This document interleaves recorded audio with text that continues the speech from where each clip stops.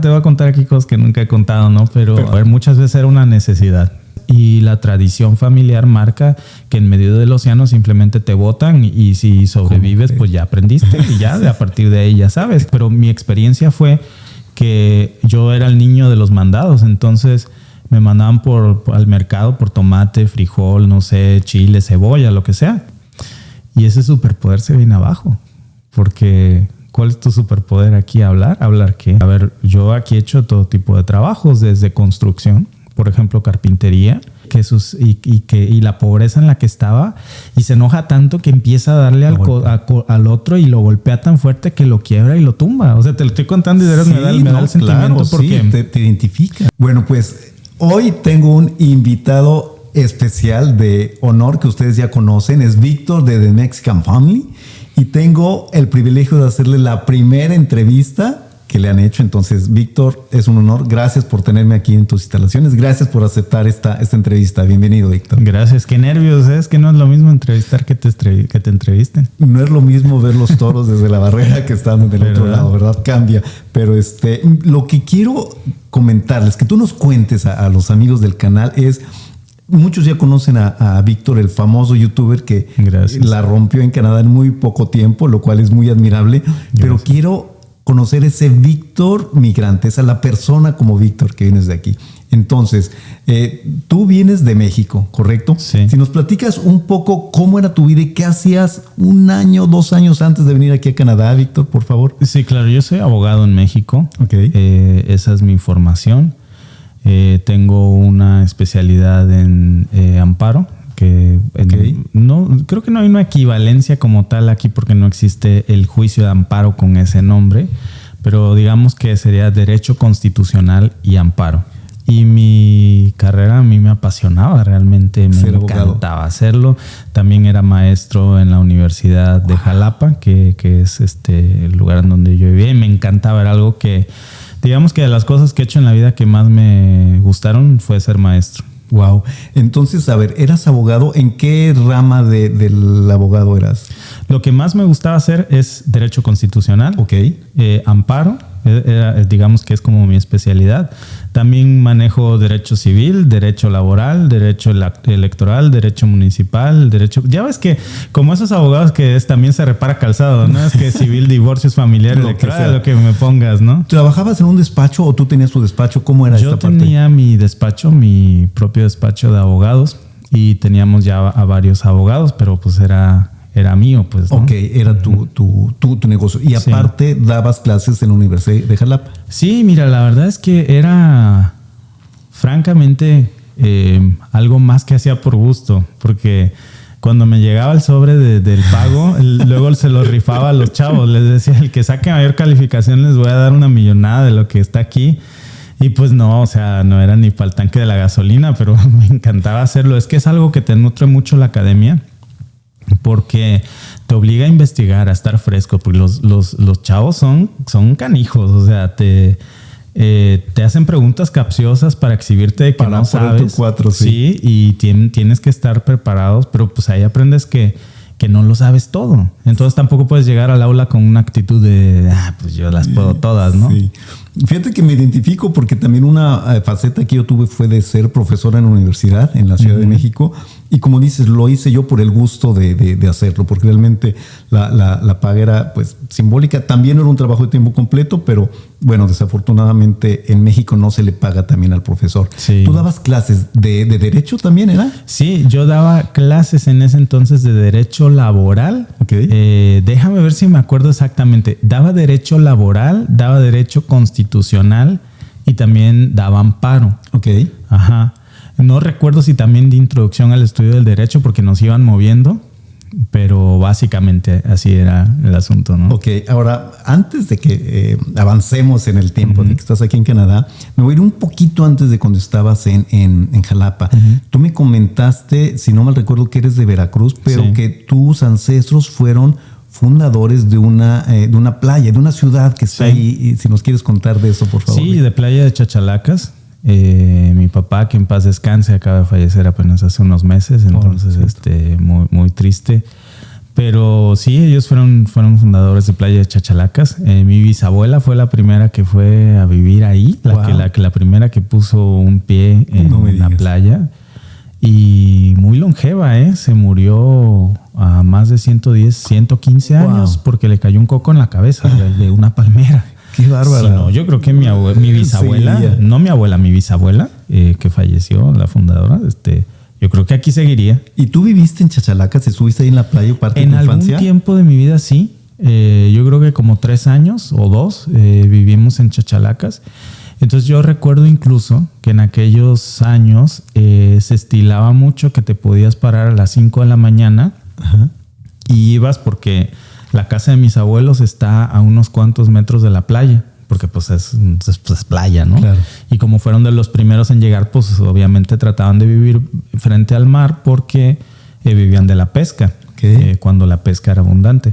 Entonces tú podías irte a las 5 de la mañana caminando ahí a 200 metros a la playa y esperabas las lanchas que llegaban de pesca y empezaban a botar el montón de pescado en la orilla para que la gente se lo llevara gratis. Porque solo vendían cierto tipo de de pescado que era negocio, y lo que no era negocio pues es pescado totalmente fresco, pero te lo podías llevar, usualmente bagres o usualmente no sé, mojarras, pero que no son tan grandes, etcétera, y te los llevas gratis. Entonces tú ibas ahí a recoger ese pescado. Sí, pescado era lo que sobraba, olvídate, o sea, comer pescado no era un lujo, muchas veces era una necesidad. Imagínate qué necesidad, ¿no? Sí, claro. Sí. ¿Y alguna vez tú de joven trabajaste en algo de pesca o no? Nada más tu experiencia es recoger el pescado. No. Fíjate que yo quise en algún momento entrar a la naval en México. ¿Qué? Te voy a contar aquí cosas que nunca he contado, ¿no? Pero perfecto. Eso era, ya ves que los sueños van cambiando a medida que creces, pero pues cómo iba yo a entrar a la naval si no sabía yo nadar, porque tenías que hacer un examen de natación.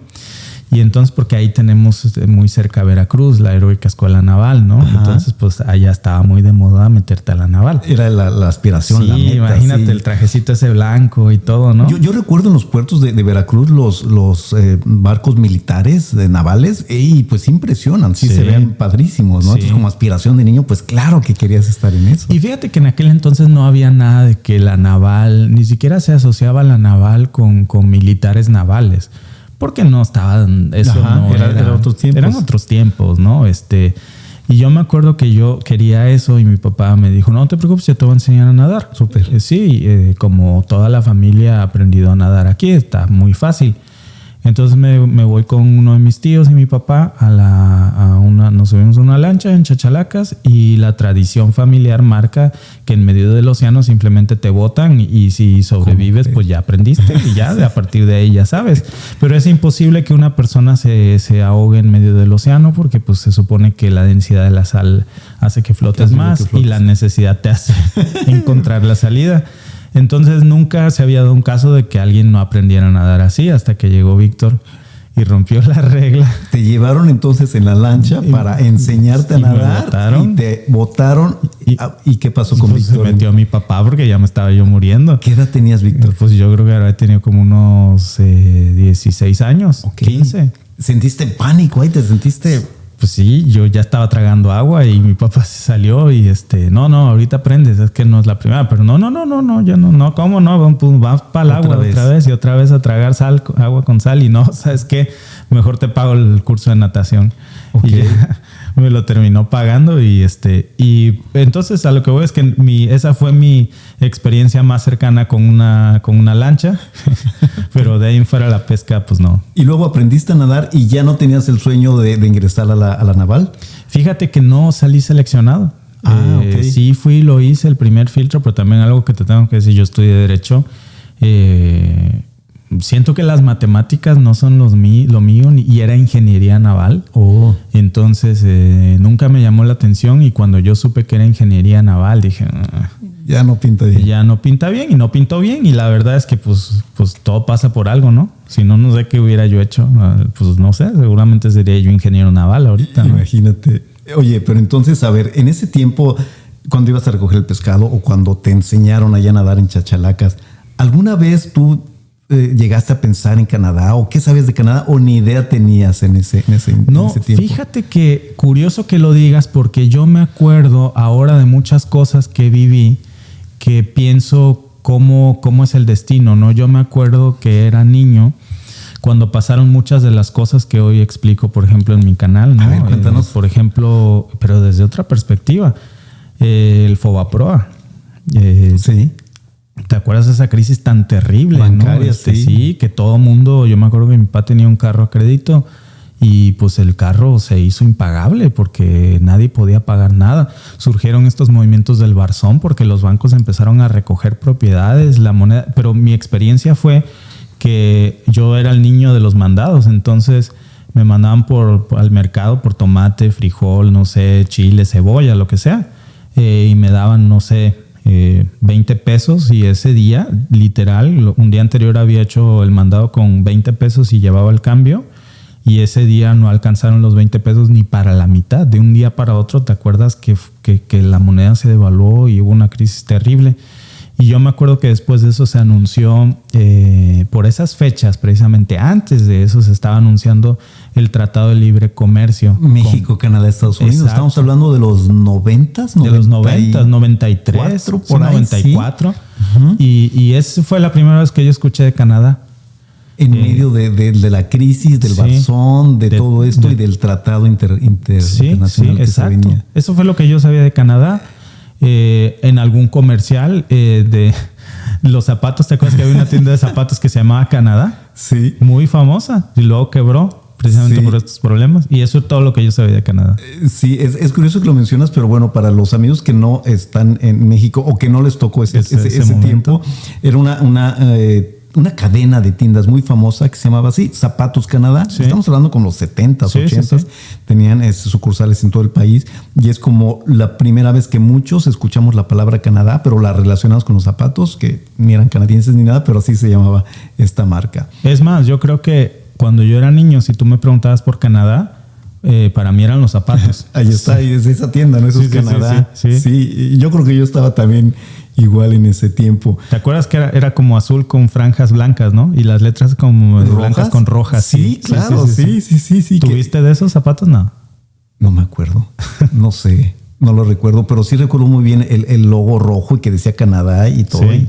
Qué impresión. Pero en esas fechas, bueno, ni tú ni yo teníamos idea de estar aquí. Entonces, bueno, pasa el tiempo y tú haces tu vida, te ejerces como abogado, tienes tu despacho, das clases por el gusto de enseñar, pero también de aprender, lo cual se me hace bastante loable, bastante noble. Gracias. Está padrísimo, habla mucho de ti. Pero llega un momento en que por algo tomas la decisión de venir a Canadá. ¿Cuál fue el primer momento que dices, pues a lo mejor ya de Canadá de zapatos está bien, pero me gustaría ya? O sea, ¿en qué momento te picó el gusanito de Canadá? Yo creo que a veces la vida te forza, ¿no? A tomar ciertas decisiones y es paulatino. Yo comencé, mira, yo estaba como a veces en una zona de confort siendo abogado, practicando y me gustaba mucho lo que hacía. Yo creo que lo hacía bien. Y alguien me dijo que estaba estudiando una maestría. Y yo dije, está bien, yo no haría una maestría porque la verdad siento que no hay nada que yo pueda aprender ahí porque pues yo ya tengo experiencia, ¿no? Y lo que yo necesito es práctica. Okay. Entonces me acuerdo que este muchacho que estudiaba la especialidad llegó y me dijo, en ese entonces estaban muy de moda que ya no se llamaban garantías individuales, sino derechos humanos. Okay. Y entonces me dice, licenciado, fíjese que hay una reforma que dice que ya no son garantías individuales, ahora son derechos humanos, porque los conceptos de que son universales y que no sé qué. Y sí, efectivamente. Y entonces fue así como, ¿sabes? Esto está cambiando y yo no estoy cambiando. No estoy actualizado. No estoy actualizándome, exacto. Y entonces me meto a estudiar la maestría en Derechos Humanos. ¿En Jalapa? En Jalapa, sí, okay. En Jalapa y en Derecho Constitucional. Y yo creo que empiezan a hacer ese amor a volver a estudiar. Pero aparte del amor a volver a estudiar, también el amor a enseñar. Porque si tú no enseñas, no aprendes. Esa es una realidad de la vida, ¿eh? Correcto. Y yo creo que eso es lo que me gusta mucho ahora de mi canal.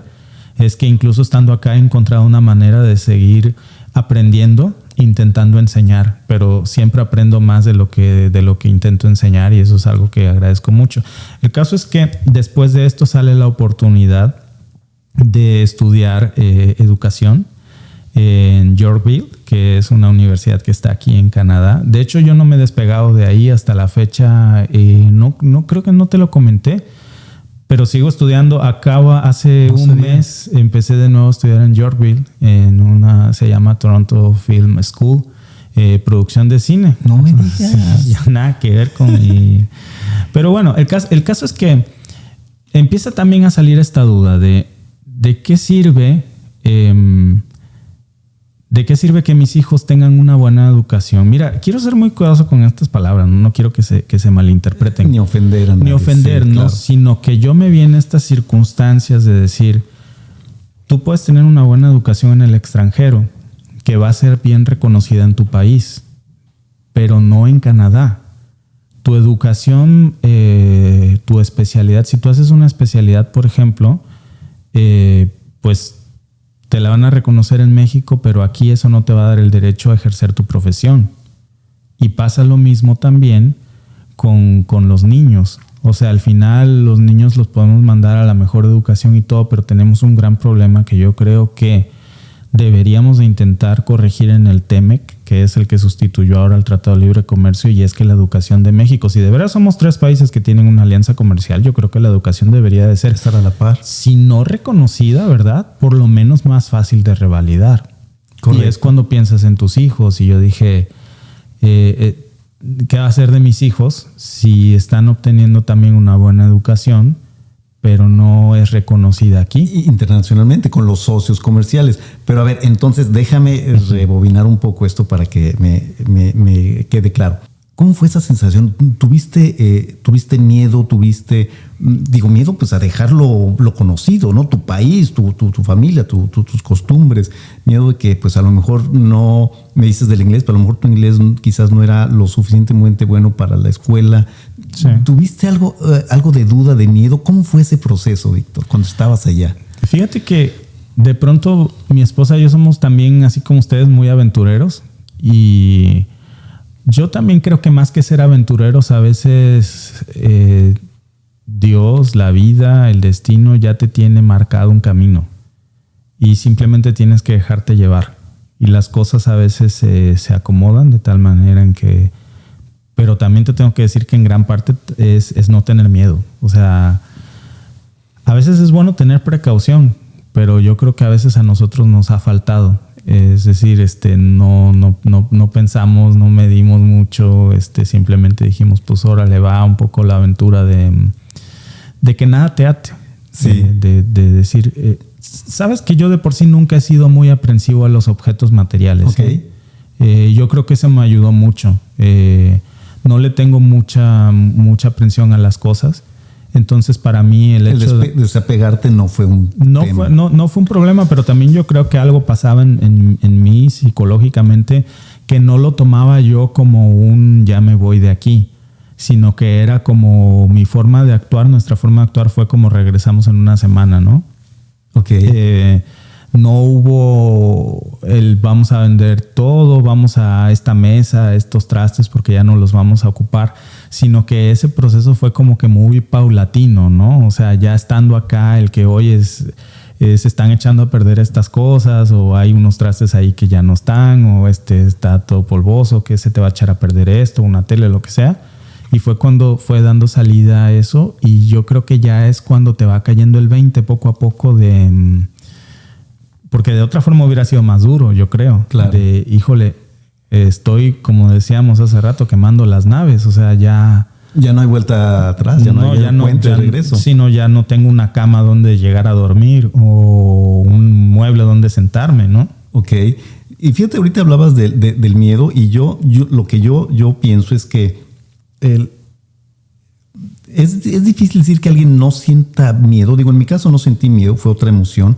Pero yo creo que la idea es, si tienes miedo, pero que no es un miedo que te paralice, sino que hagas las cosas aún con miedo, pero te atrevas a avanzar. Te lo comento porque, digo, es un ejemplo. Una vez estaba en un parque de diversión, estaban unos niñitos delante de mí, y un hermano le hacía burla al otro porque el chiquito tenía miedo. pero sí iban a subir. Le digo, es que le digo, yo también tenía miedo. Y así le dije, pero con todo el miedo me subí a la montaña rusa, ¿no? Entonces, no importa si tienes miedo o no, sino lo que haces, ¿no? Y es como un ejemplo de que aunque tengas el miedo, pero no que te paralice, porque si no, no te vas a mover de ahí, ¿no? Sino que aunque en el miedo avances. En tu caso, bueno, ya me explicaste. Me estabas diciendo que llegaste a Canadá y fue muy duro. ¿Cómo fue tú? Porque llegas con tu familia, con tu ilusión, con tus ideas, con la información que viste de lo que es en Canadá a través de los youtubers que ya están aquí, ¿no? 100%. Y tienes una idea y tienes un plan, pero contrasta con una realidad. Cuéntanos cómo fue ese aterrizaje. Siempre yo creo que puedes ver los videos más realistas de gente sincera que te diga este proceso es así, pero una cosa es escucharlo y otra cosa es vivirlo. Sobre todo esto de que uno tiene ciertas comodidades en el lugar donde estás. Como todo, por ejemplo, ser abogado, yo creo que ser como un doctor cuesta mucho hacerse de una reputación, de un prestigio a lo largo de los años. Modestia aparte, yo nunca tuve el prestigio de ser un mal abogado, todo lo contrario. Me daba el lujo de seleccionar a los clientes porque estábamos saturados. Y de pronto estar acá y comenzar de nuevo en este proceso en donde de pronto la gente en México a veces tiene esta idea de que el que llega aquí a Canadá es porque tiene la vida resuelta. Ya sea porque llega y no hace nada, ¿no? O porque llega y todo es miel sobre hojuelas. Y el gobierno te paga y ganas en dólares. Sí, y no es así, ¿verdad? Entonces fue contrastante al principio porque el trabajo, los primeros trabajos que llegas a hacer no son lo que tú te imaginabas que iban a hacer. Cuéntanos cuáles fueron esos trabajos que tú pues mira, a hacer. Primero y desprende mucho de los trabajos que es hacer. ¿De dónde viene?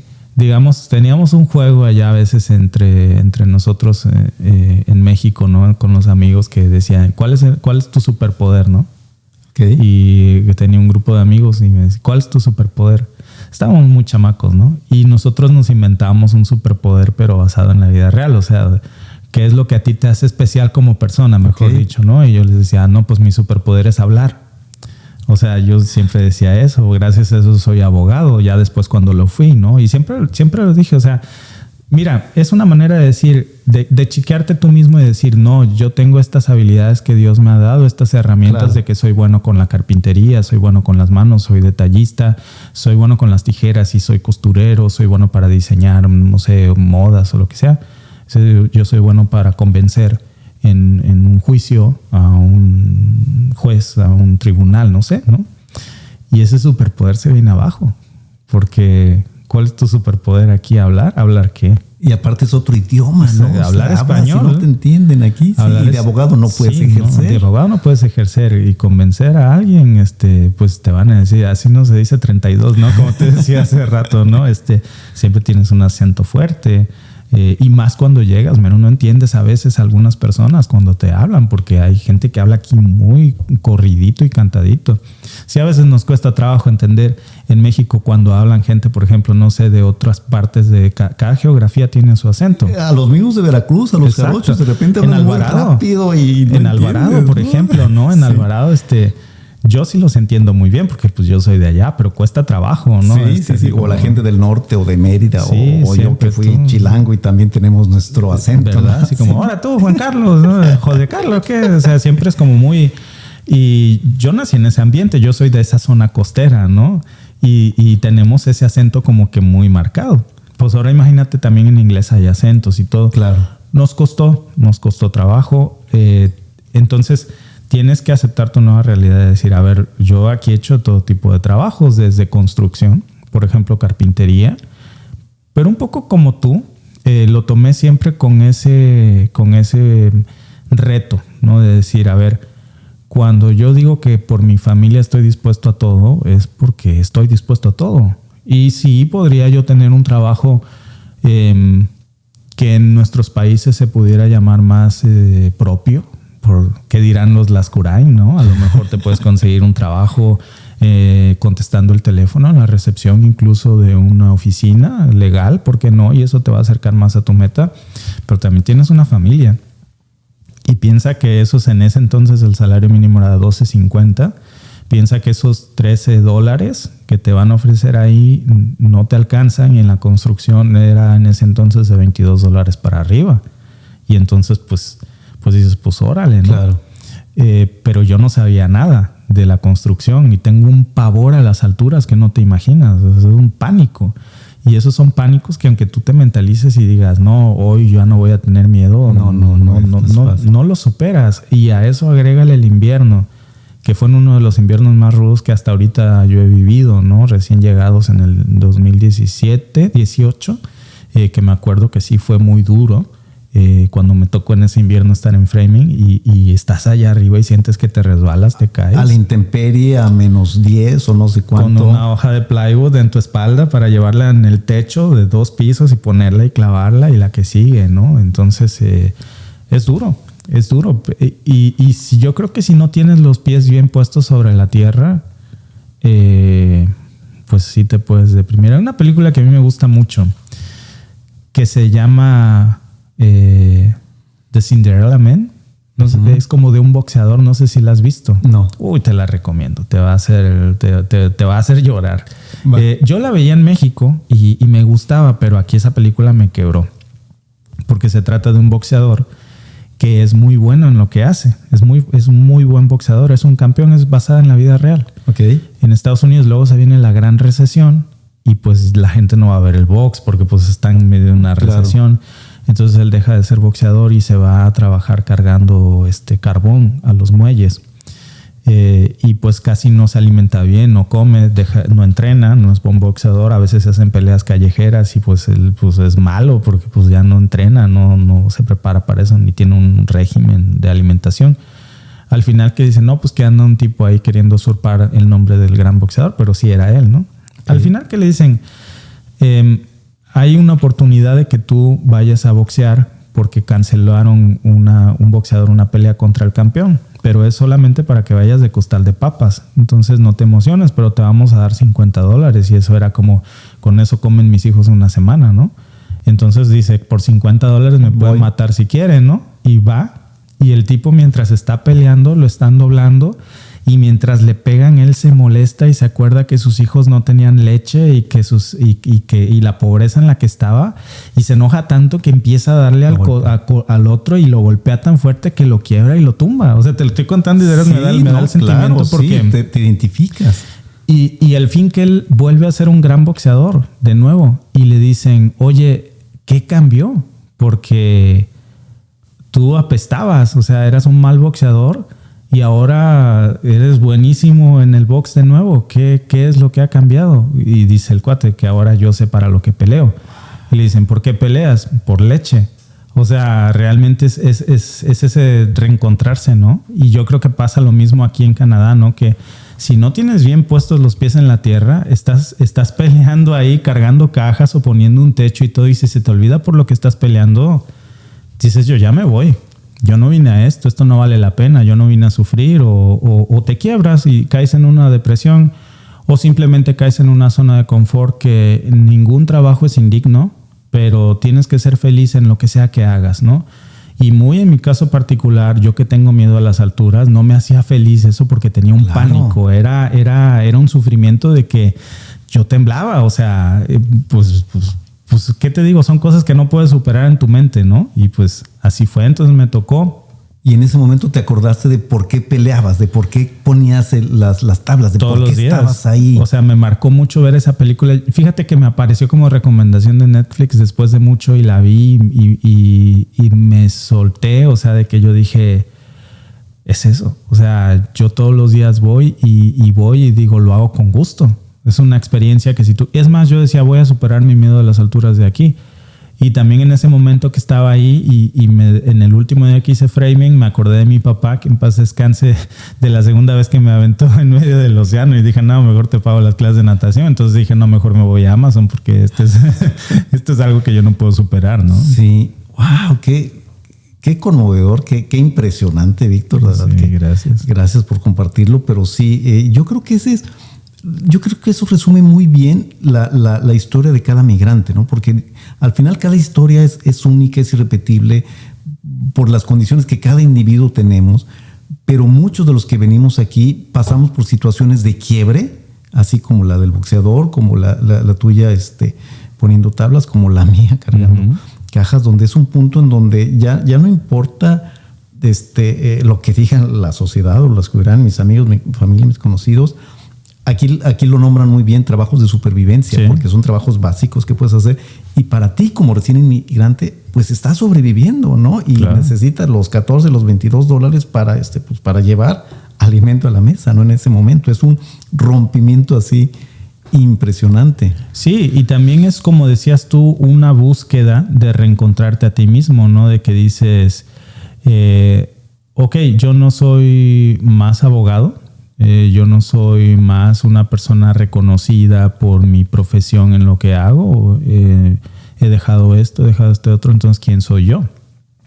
Y por mucho que, por ejemplo, yo de verdad en México me chocaba que me dijeran licenciado, nunca me gustó. Señor licenciado, si me permite usted licenciado, o sea, se me hacía salamero. Mucho formalismo, demasiado. Sí, no me gusta, pero muy en el fondo tuyo. Sí, mira, lo decía Sigmund Freud, ¿no? Siempre el ego es una parte súper fundamental tuya y que te sirve para sobrevivir, pero también te puede podrir la vida. O sea, siempre hay una parte del ego que está ahí presente y que te puede servir para salir adelante y para decir, no, yo puedo, pero también te puede doblar en decir todo lo que yo era y ya no lo soy, entonces ¿a qué vine aquí? Y luego si te a veces comparte uno estas experiencias, yo estoy muy seguro de que todo valió la pena, incluso en esos momentos. Pero cuando compartes esa experiencia también nunca falta el hater que te pone, no, pues te lo merecías y qué bueno que te vas porque me da gusto, no sé, que aprendas que también el trabajo duro es esfuerzo. Y sí, realmente yo así lo veo. Hace poco alguien me estaba muele y muele en mi canal de que para eso sirven los mexicanos, para ir a lavar platos y que no sirven para otra cosa y solo para eso emigran. Y ya le hice un favor, ya lo bloqueé de mi canal porque digo, hermano, te veo atormentado, entonces te voy a hacer un favor, ya no puedes comentar en el canal. Pero yo digo, realmente no es indigno. Así fuera para lavar platos, me parece que lleva su mérito. Es más, para un profesionista o no, me parece que es algo digno de presumir. No hay nada de qué avergonzarse, ¿no? Es decir, lo mismo te puedo ganar un juicio que lavar un plato perfectamente, ¿no? Entonces yo creo que pues a darle para adelante, no pasa nada, no se te caen las manos, pero mucha gente le tiene mucho miedo a eso, a empezar de nuevo, ¿no? Sí, y a quitarse la etiqueta de el abogado prestigioso y licenciado, sí, y que cuando yo no lo soy y estoy lavando platos o estoy poniendo techos, ya ese no soy yo y ya no es mi esencia, como que ya no tienes la etiqueta tan pegada que a veces la confundes contigo, con que tú eres eso que tienes y es una etiqueta aparte. Me comentabas hace rato también que cuando llegaron aquí a Canadá, otro reto es el encontrar una vivienda, porque llegas como recién inmigrado, donde tu historial crediticio no sirve porque es de otro país, porque no es de aquí de Canadá. ¿Cómo fue ese proceso y a dónde llegaron? Si nos quieres comentar un poco. Sí, además siempre tienes que completarle a todo, o sea, nada te resuelve, ¿no? Nosotros llegamos y fíjate que llegamos como todo mundo en Airbnb. Y después se nos acabó el Airbnb y pensamos que iba a ser muy fácil encontrar casa y no encontramos. Entonces nos quedamos sin Airbnb, rentamos otro, pero estaba disponible hasta dentro de 4 días. Entonces esos 4 días nos tocó irnos a un hotel. Y le dije a mi esposa, pues piensas en ahorrar lo más que se pueda. Y nos fuimos a un hotel que era bastante sencillo. Es más, literalmente parecía que estabas en el Bronx, se veían las patrullas en la noche y no sé, yo creo que nos pasamos de ahorrativos ahí porque me daba la impresión de que era peligroso, ¿no? Bueno, al fin que ahí pasamos 3 noches, regresamos al Airbnb. Y después fíjate que encontramos al fin quien nos rentara a cambio de pagarle 3 meses de renta. O sea, primer mes, último mes y uno de depósito por un contrato de 3 meses de renta. O sea, le estaba pagando todo por adelantado y me dijo, y si nos funciona, pues entonces ya te sigo rentando. Pero al final nos hicimos buenos amigos y bueno, pues no perdimos ni un peso. Pero sí fue muy difícil. Mira, era un basement, departamento que estaba muy bonito. Pero obviamente pues es una experiencia muy diferente a la que estás acostumbrado porque en México no existen los sótanos de que convierten en departamentos Y aquí, como sabes, pues las casas son de madera y siempre requiere un cuidado especial, ¿no? O sea, más cuando tienes niños, si pisas, se oye, ¿no? Algo así como lo que acabo de hacer. Y entonces, pues el de arriba no te deja a veces dormir. Si tus niños están haciendo ruido, pues te toca que guarden silencio porque pues ya se quieren dormir los de arriba, ¿no?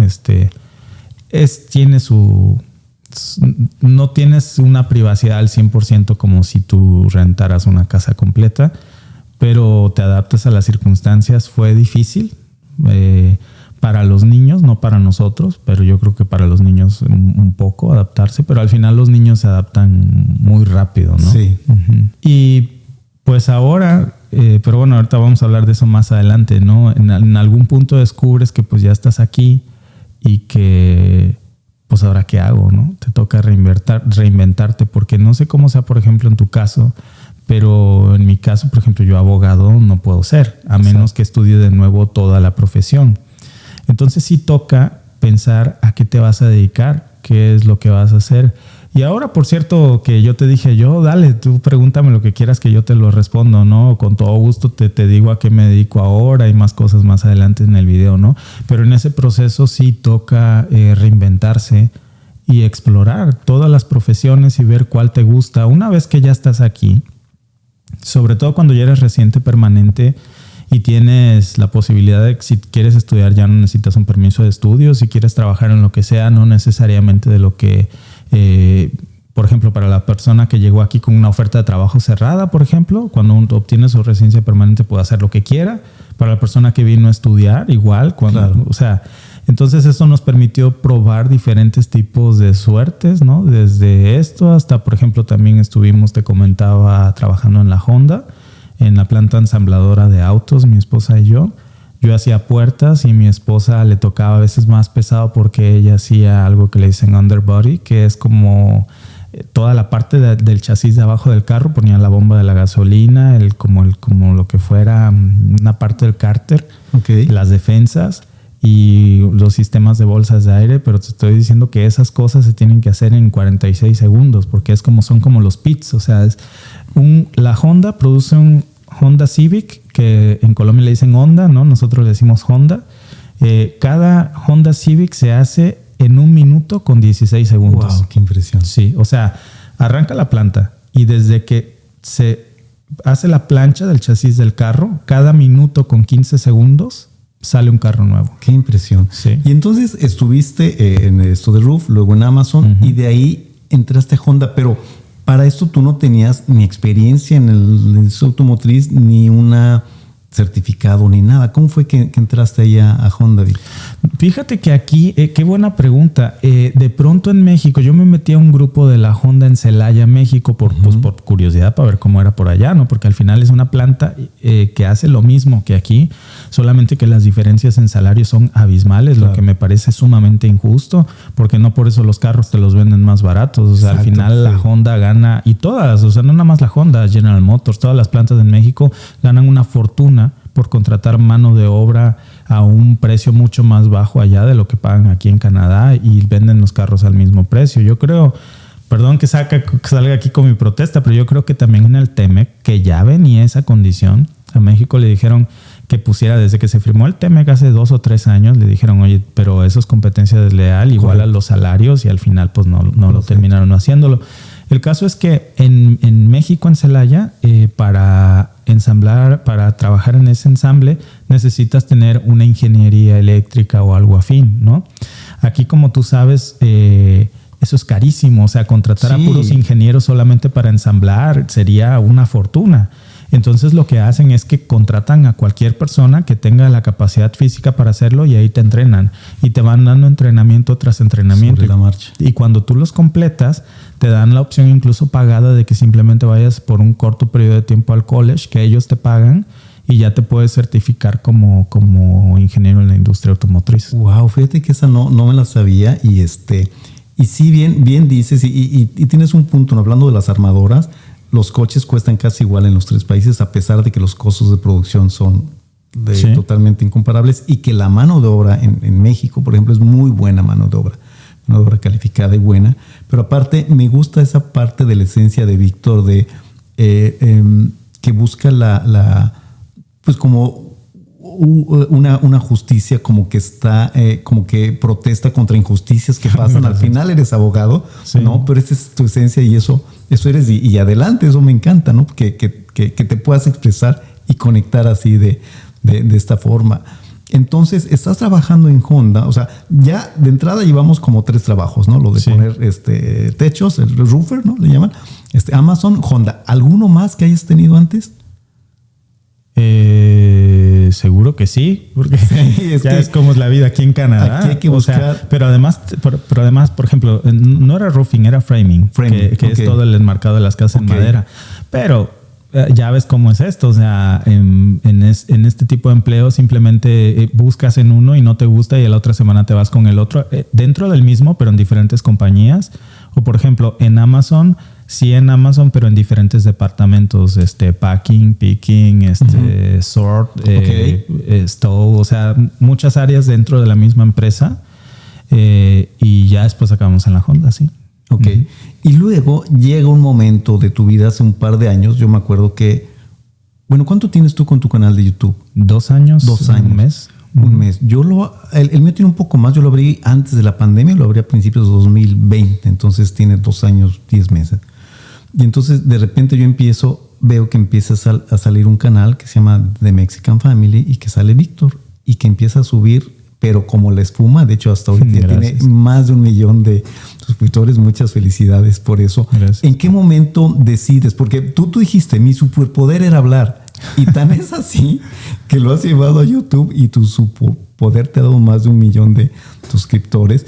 ¿En qué momento decides, voy a intentar? Muchas personas que llegamos a Canadá hacemos eso, abrimos un canal de YouTube y empezamos a compartir nuestra experiencia. El hacer un canal de YouTube implica su tiempo, su esfuerzo, su preparación y yo respeto a todos los creadores que lo hacen. Quizás algunos no concuerden con su contenido, pero hay una labor que yo como youtuber respeto y en muchos casos como el tuyo admiro. ¿En qué momento dices, bueno, ahora pues voy a empezar mi canal de YouTube? No, pues fíjate que no se llamaba The Mexican Family originalmente, se llamaba The DIY Mexican Family. Ok, el hágalo usted mismo de la familia mexicana. Y inició, entre otras cosas, haciendo esa mesita que aparece ahí atrás de madera. Okay. Yo mismo y mi esposa. Pero inició la idea porque un poco antes de que iniciara la pandemia, yo trabajaba en el turno del día y mi esposa en el turno de la noche y cada 2 meses rotábamos. En la empresa te cambian. Ahora 2 semanas toca en el día y el otro en la noche. Wow. Entonces nunca nos veíamos, mi esposa y yo, nos veíamos un solo día de cada 2 semanas. Porque también a cada uno le toca trabajar un sábado durante ese periodo de 2 semanas.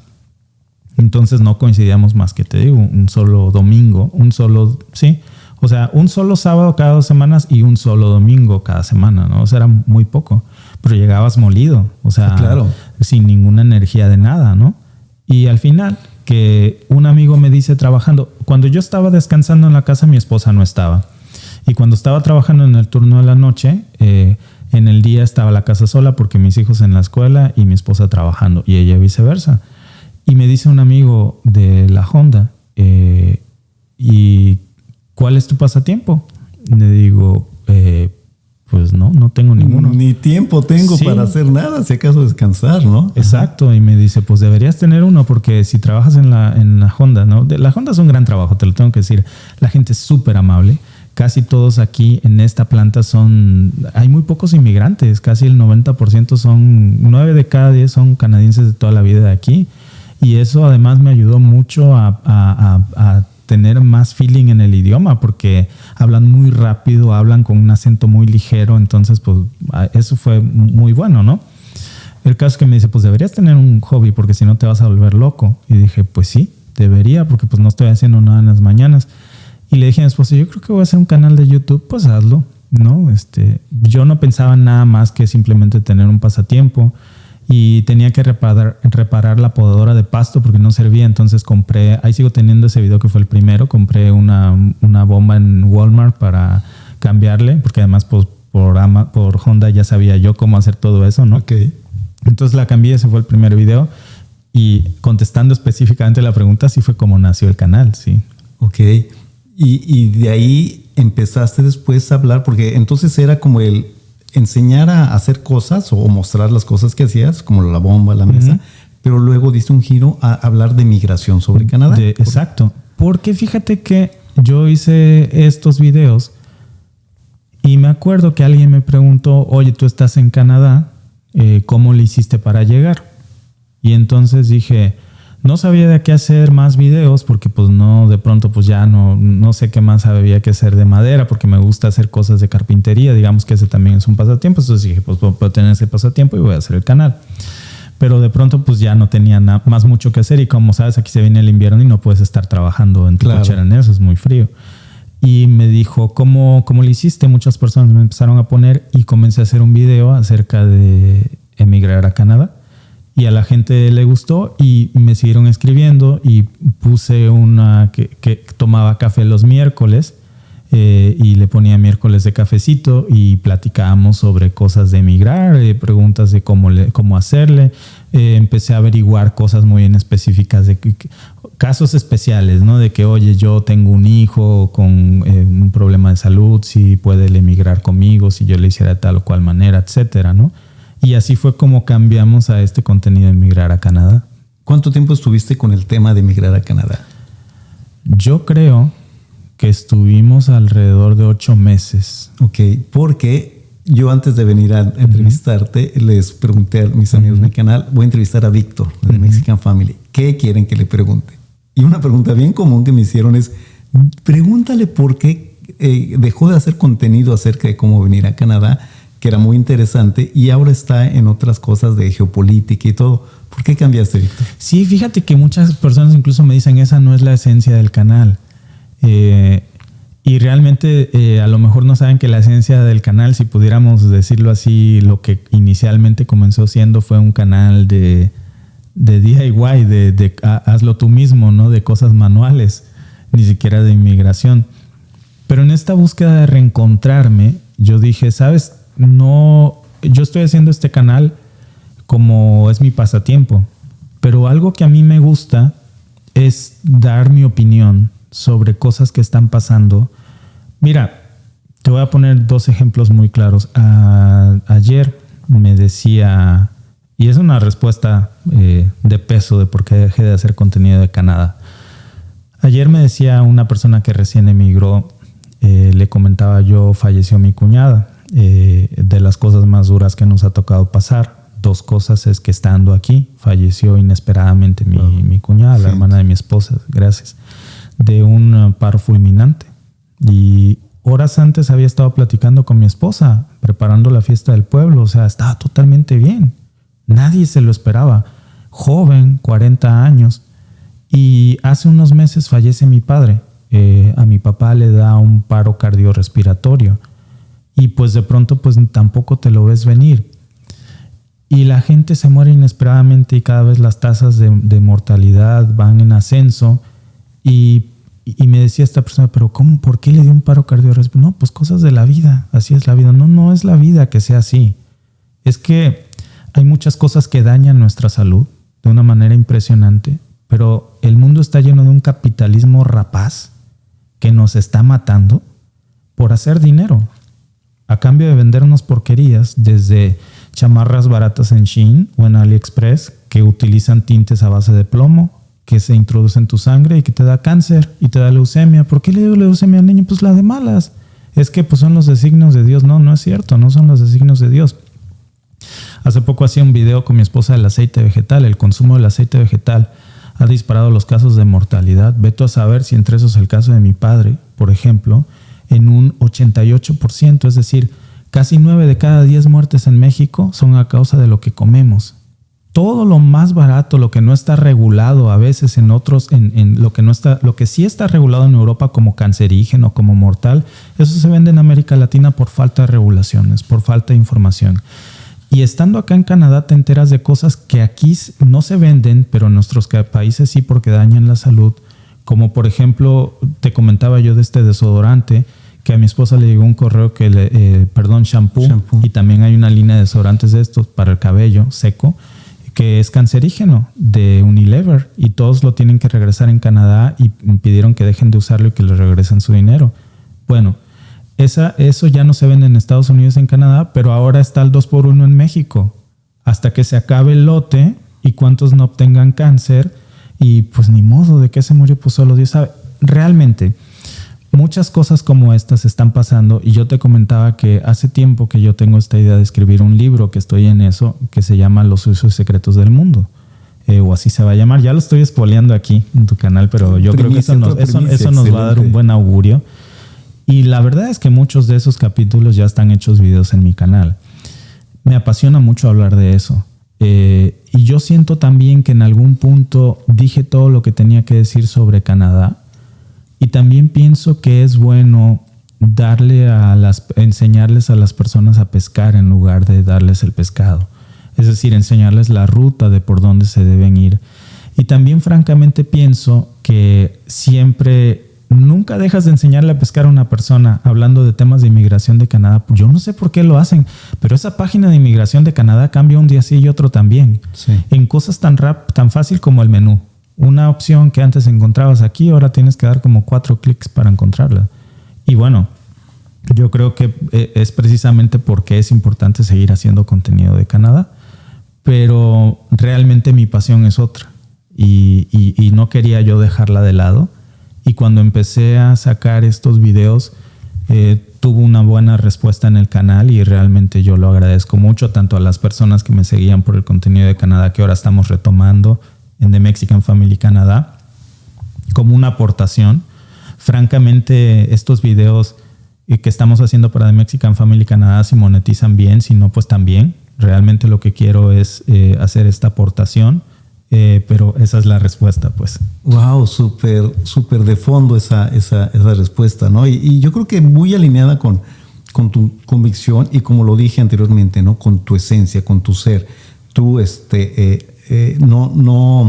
no fue casualidad que estudiaras para abogado y no fue casualidad que fuera reconocido como buen abogado, porque tú estás en contra de las injusticias.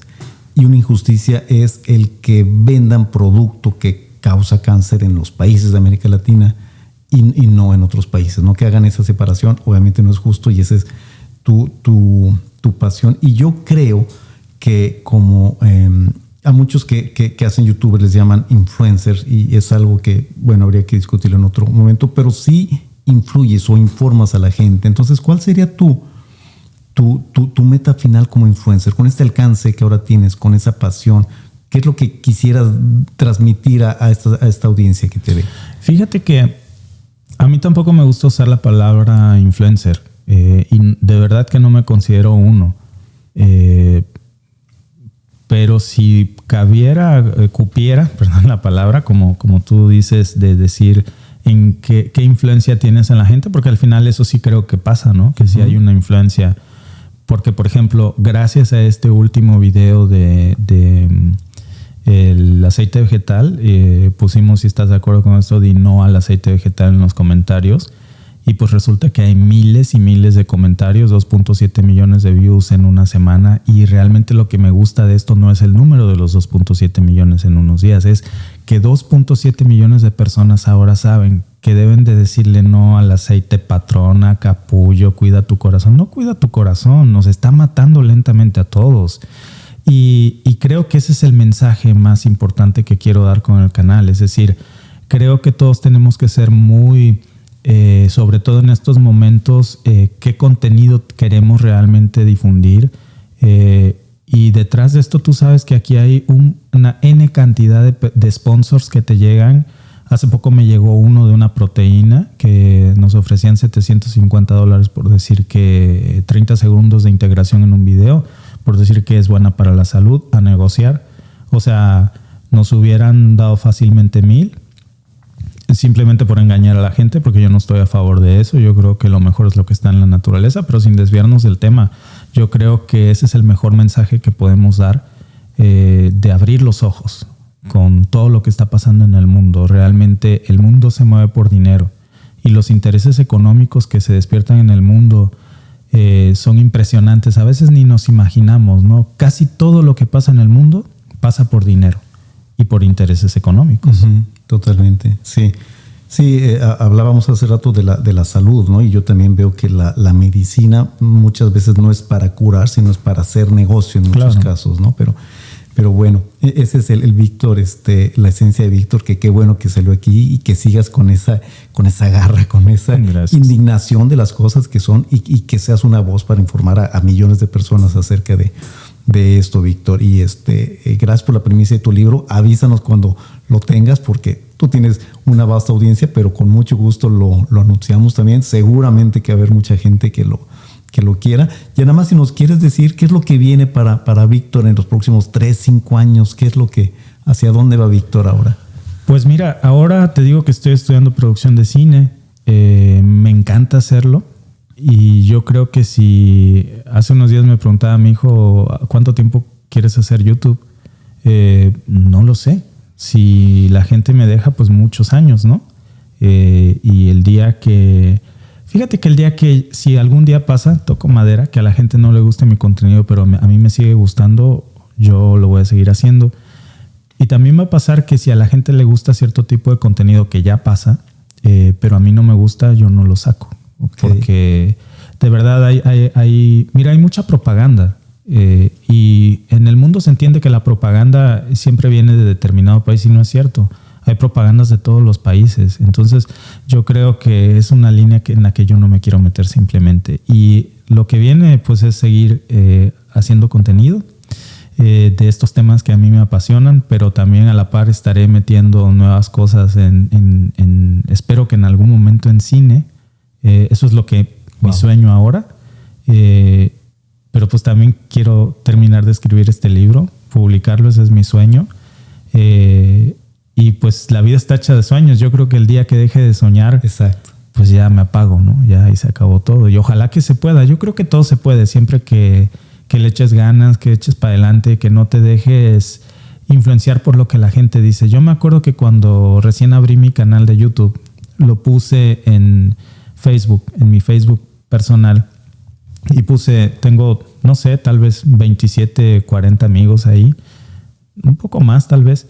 Y puse, acabo de abrir mi canal de Facebook, quien quiera suscribirse, por favor, amigos, ahí voy a estar subiendo contenido. Y varios, así con el emoji de jajaja, como que ahora se nos volvió youtuber. Pues, ¿qué crees que sí? Sí. De esos, a la siguiente semana solamente tenía 2 suscriptores, mi esposa y mi mamá. Es decir, de mis amigos nadie se suscribió, muchos se burlaron, pero a lo que voy es que nunca dejes que nadie se burle de tus sueños, tú persíguelos y o sea, yo me quedo con algo, ¿no? O sea, fíjate que ha sido un día muy bonito grabar contenido con ustedes, porque si quieres hacer cine, caramba, hazlo, que antes eras abogado y no sabes de eso, aprendes. Claro. Hoy quieres emigrar a Canadá, oye, que porque ya no tienes 20 y tantos años, caramba, arriésgate, o sea, claro que se puede. Que no es fácil de determinada edad, no es fácil a ninguna edad. O sea, yo creo que cuando la gente envejece es cuando pierde sus sueños y sus esperanzas. Y yo creo que hay una vejez en el mundo en este momento terrible. Hay una desesperanza, pero muy grande, ¿no? Entonces, eso se viene, seguir haciendo contenido. Espero que contenido que inspire siempre. Y pues espero pronto poder hacer algo en cine. No salir yo en cine, sino en esto. Participar en la industria. Participar, ya sea en un empleo, en producción de cine, para tener esa experiencia. Para eso falta mucho, faltan al menos 3 o 4 años, pero es el otro sueño de Víctor. Ahí iremos poco a poco. Pues conociéndote y por lo que has logrado, seguramente lo vas a tener, tanto el libro, el cine y otras cosas más. Y me encantó lo que dijiste, ¿no? Cuando la gente deja de soñar, envejece, entonces pues los animamos a que se mantengan jóvenes soñando y buscando sus sueños, y que no hay límite de edad. La edad es un número, el límite está en lo que tú piensas que puedes hacer, ¿no? Así es. Víctor, pues un placer, muchísimas gracias por tu tiempo, gracias por mostrarnos tu serie, esa faceta de Víctor tan tan humana, tan interesante. Muchas gracias a ustedes por venir, siempre un placer, y aquí está tu casa siempre y aquí están las puertas abiertas. Gracias, Víctor. Saludos a tu audiencia y por favor quiero decirles por ahí, aprovechando, que se suscriban al canal de Desafío Toronto JC. Yo lo sigo desde hace mucho, a mí me encanta tu contenido, es un contenido muy responsable, te felicito de verdad, muy realista, y yo creo que es algo que vale la pena, ¿no? Gracias, Víctor. Gracias. Gracias. Nos vemos en el próximo video entonces, ¿no? Claro, nos vemos ahí. Gracias. Gracias por su tiempo. Nos vemos pronto.